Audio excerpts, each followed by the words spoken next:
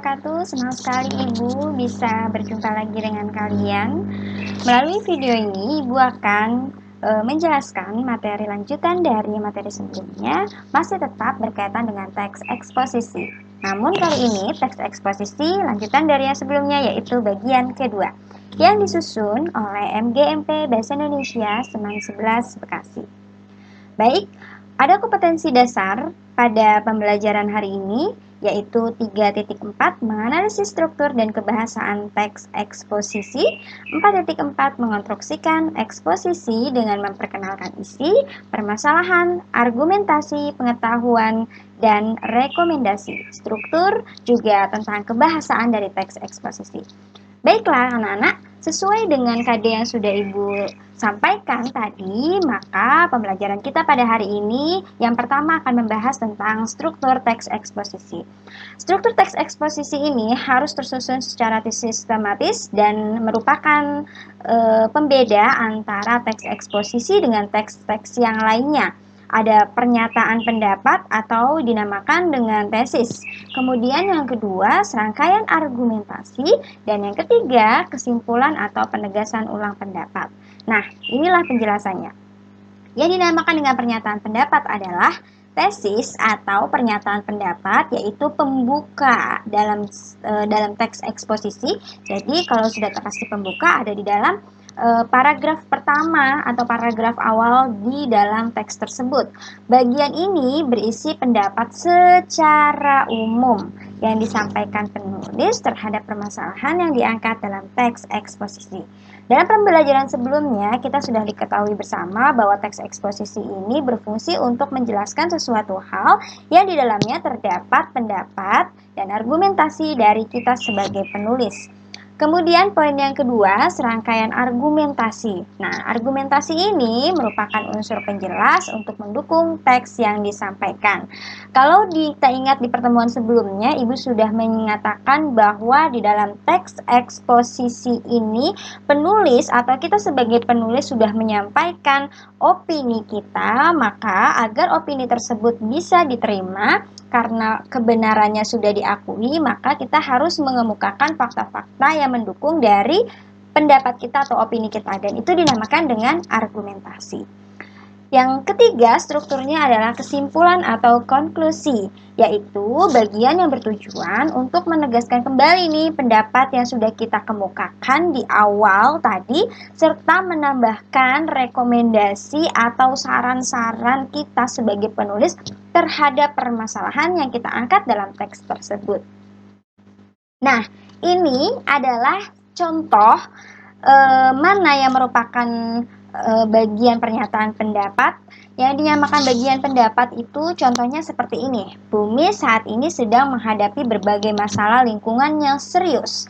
6 masalah lingkungan yang utama tersebut adalah ledakan jumlah penduduk, penipisan sumber daya alam, perubahan iklim global, kepunahan tumbuhan dan hewan, kerusakan habitat alam, serta peningkatan polusi dan kemiskinan. Nah, ini kalau yang sudah Ibu kutip dari buku Bahasa Indonesia kelas 10, di dalam tesis atau pernyataan pendapat ini kan tadi adalah pembuka dalam suatu teks eksposisi. Jadi penulis menjelaskan dulu kira-kira permasalahan apa yang akan dibahas. Nah, di sini permasalahannya adalah tentang masalah lingkungan yang sudah mulai serius.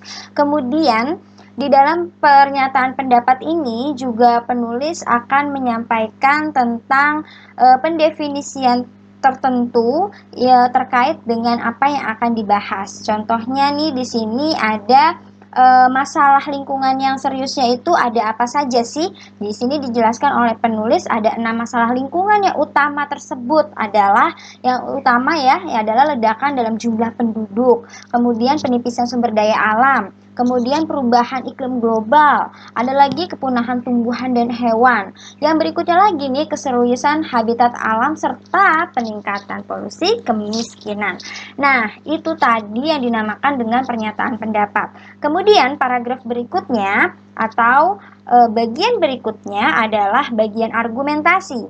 Bagian argumentasi ini adalah para ahli menyimpulkan bahwa masalah yang ada di atas tadi yang sudah penulis kemukakan masalah-masalahnya itu diberikan faktanya oleh penulis, oleh kita sebagai penulis teks eksposisi. Kalau kita memposisikan diri kita sebagai penulis teks eksposisi, di bagian awal kita sudah memberikan permasalahan, yaitu masalah lingkungan yang serius di alam ini, maka di bagian argumentasi kita mencoba untuk mengemukakan apa saja fakta-fakta yang berkaitan dengan masalah tersebut. Nah, di sini dijelaskan ada para ahli menyimpulkan. Nah, para ahli menyimpulkan ini berarti sudah ada orang-orang ahli dalam bidangnya yang sudah menyimpulkan bahwa masalah tersebut disebabkan oleh praktik pembangunan yang tidak diberhentikan kelestarian alam atau disebut pembangunan yang tidak berkelanjutan. Seharusnya konsep pembangunan adalah memenuhi kebutuhan manusia saat ini dan mempertimbangkan kebutuhan generasi mendatang dalam memenuhi kebutuhan. Jadi memang argumentasi ini adalah fakta yang mendukung pendapat kita atau opini kita sebagai penulis teks eksposisi. Nah, yang berikutnya ada penegasan ulang atau dinamakan dengan rekomendasi. Nah, bagian ini biasanya ada di bagian paling terakhir dalam teks eksposisi. Apa sih contohnya? Ini berkaitan dengan teks yang sebelumnya, kelanjutannya yaitu masalah lingkungan di atas merupakan masalah serius. Jadi ini merupakan kesimpulan dari penulis. Jadi masalah yang berkaitan dengan alam tadi, permasalahan alam yang sudah dialami ini, itu merupakan masalah yang serius dan harus segera diatasi. Meskipun tidak mungkin mengatasi keenam masalah utama lingkungan tersebut, setidaknya harus dicari solusi untuk mencegah pertambahan buruknya kondisi bumi.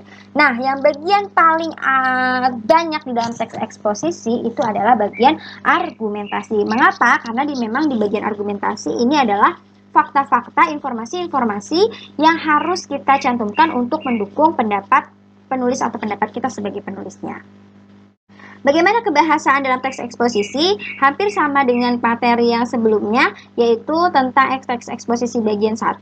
Di sini ada yang pertama, penggunaan istilah. Penggunaan istilah memang kerap kali kita menggunakan istilah-istilah sesuai dengan apa yang akan kita bahas. Contoh, kalau kita berbicara tentang alam, maka tidak jauh-jauh banyak kata-kata yang berkaitan dengan keilmuan pengetahuan alam. Contohnya ada fauna, flora, kemudian ada lagi polusi dan lain sebagainya yang berkaitan dengan alam. Kemudian kalau kita berbicara yang kedua, afiksasi. Afiksasi ini sudah dibahas di pelajaran teks laporan hasil observasi. Ada terjadi menjadi beberapa yang bertujuan untuk mengubah jenis kata, satu jenis kata menjadi jenis kata yang lainnya. Dan itu sudah Ibu sampaikan ya. Kalian tinggal cek kembali materi laporan hasil observasi bagian kedua.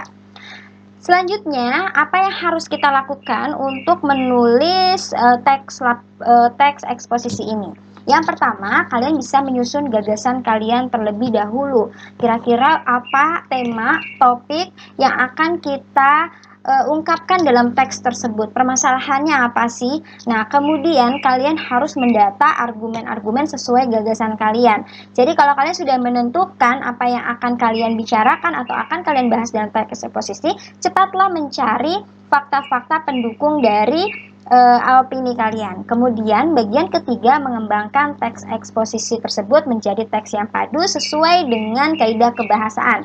Pasti ditemukannya kata-kata, yaitu kata yang berafiksasi, kemudian menggunakan kata baku. Kalian cek kembali tentang penggunaan setiap kata-katanya, apakah sudah sesuai atau ada yang harus kata diubah, atau harus ada kata yang bermakna ganda yang harus diubah menjadi kata yang lain yang lebih pas sehingga menjadi teks eksposisi yang mudah untuk dipahami oleh pembaca. Terima kasih. Assalamualaikum warahmatullahi wabarakatuh.